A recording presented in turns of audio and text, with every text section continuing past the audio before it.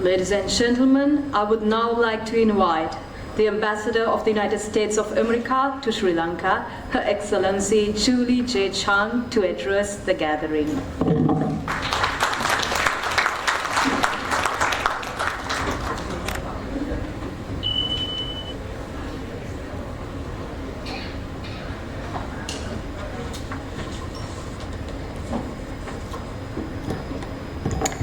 Minister Prema Jayanta, Chairman Karunaratne, Professor Sivananthan, dear colleagues of the Sri Lankan scientific community, Aibawan Vanakum, Assalamu alaikum.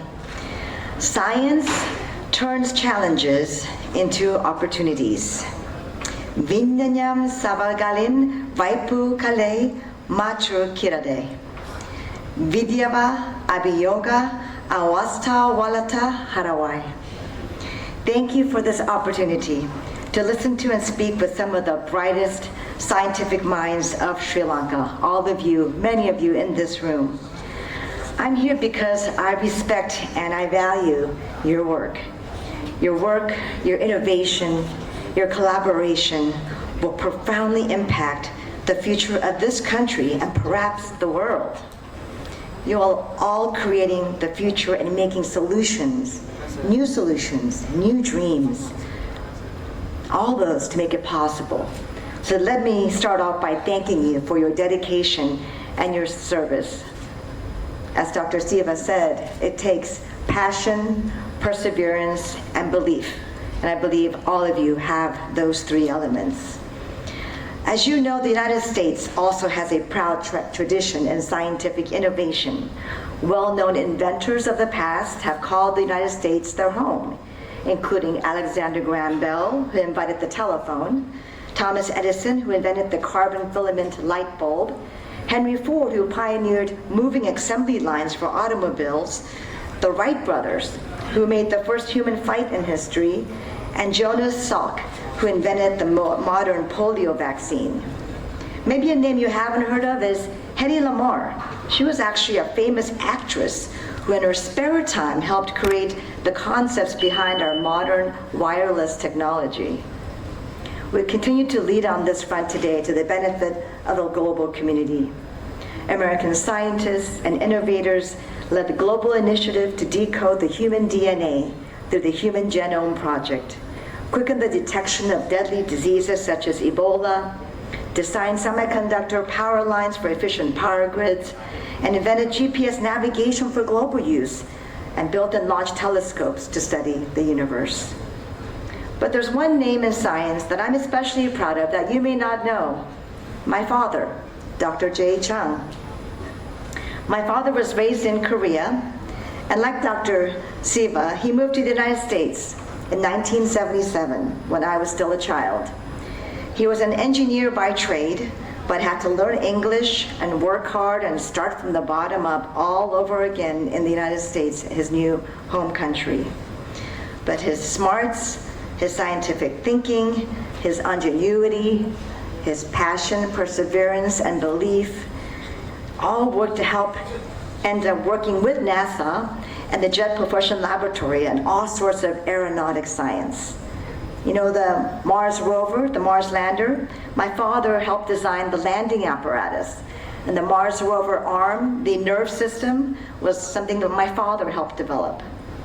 He helped rebuild the US space shuttle program by solving the O-ring issue that caused the Challenger explosion many years ago. So my father lives, works, and breathes science, just like all of you. So even though I'm not a scientist and I feel a little intimidated in this room full of scientists, my father always shared his love of science with me. And that's why it's warmed my heart to learn that some of Sri Lanka's own celebrated scientists also made contributions to NASA's mission to understand outer space. The late evolutionary chemist, Dr. Cyril Ponamperuma, born in Gaul, was one of NASA's lead investigators who analyzed lunar soil brought home by the Apollo spaceflight machines and the missions. In 2016, Dr. Nipuni Paliyagaru was part of the team of researchers at Texas State University to prove that Einstein's theory of general relativity was right, by detecting gravitational waves from two merging black holes. And the collaboration with NASA continues. From an American on my team who works remotely for NASA to a Sri Lankan American professor from the US who will be visiting Sri Lanka this summer to understand what Sri Lanka's soil can tell us about other planets.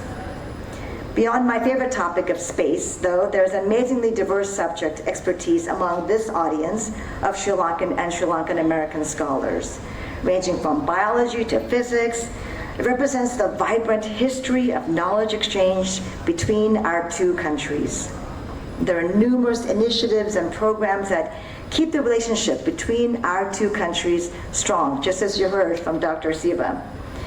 As part of President Biden's plans to prioritize the scientific innovation in the green energy sector, we convene public and private energy sector counterparts to discuss cooperation on green technology. For 70 years, the US-Sri Lanka Fulbright Commission has funded US-Sri Lankan scholarships across many scientific fields. U.S. exchange programs like the International Visitors Leadership Program enable experts to visit the U.S., meet with their American counterparts, and exchange ideas. Last year, Sri Lankan energy sector experts also visited the United States to meet with industry leaders and government regulators to explore construction and maintenance of energy-efficient power grids. USAID's Sri Lankan Energy Project invests in renewable energy technologies in partnership with the Sri Lankan government and local entrepreneurs. Meanwhile, the USAID Climate Adaptation Project identifies and scales up solutions to climate-related challenges for sustainable market-based growth in tourism, fisheries, and agriculture. And just last month, USAID and the UN Food Agriculture Organization brought together agriculture subject experts from Sri Lanka and the US to meet with the Ministry of Agriculture and discuss ways to improve rice productivity and modernize agriculture in Sri Lanka, one of President Wickremesinghe's priorities. And of course, our commitment to Sri Lanka runs deeper. Over the past year, you've seen that we've provided over $270 million to support the most vulnerable Sri Lankans during this economic crisis.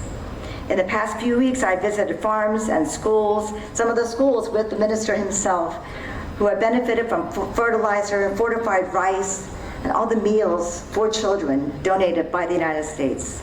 That assistance is ongoing, a testament to the depth and breadth of our relationship, which, by the way, is 75 years strong this year. So I'm delighted to be here today to celebrate 75 years of people, progress, and partnership. The United States wants to see a healthy, vibrant, and democratic Sri Lanka. But we also recognize that Sri Lanka's challenges are Sri Lanka's to solve at the end of the day. So even as we continue our emergency assistance, we're also focusing on providing long-term technical assistance and capacity building in areas meant to empower Sri Lankans, all of you, to grow economic health and good governance. We fund renewable energy initiatives, provide technical guidance on efficient farming practices, support small and medium-sized enterprises, supporting grassroots innovation. And this all builds upon the science, your ideas, and your vision for Sri Lanka's future. The topic of this conference, Sustainable Development in the Face of Climate Change, is one of the greatest challenges of our time. It impacts the entire global community. I believe that you all, as the best and brightest of Sri Lanka's science and technology field, represent the key for how we can overcome this challenge. You all can turn it into an opportunity for innovation that benefits the public good. And I was so happy to hear that not only are there scientists in this room, but people from the private sector and academia, civil society, all working together for the benefit of all. And I do hope in this Women's History Month that I do see women scientists in this room, but by the next biennial, I hope we see even more women scientists and the growth of the next generation of women scientists also joining these fields. So thank you for this opportunity to speak to you today, and I wish you all the best as you conclude this conference today. Thank you.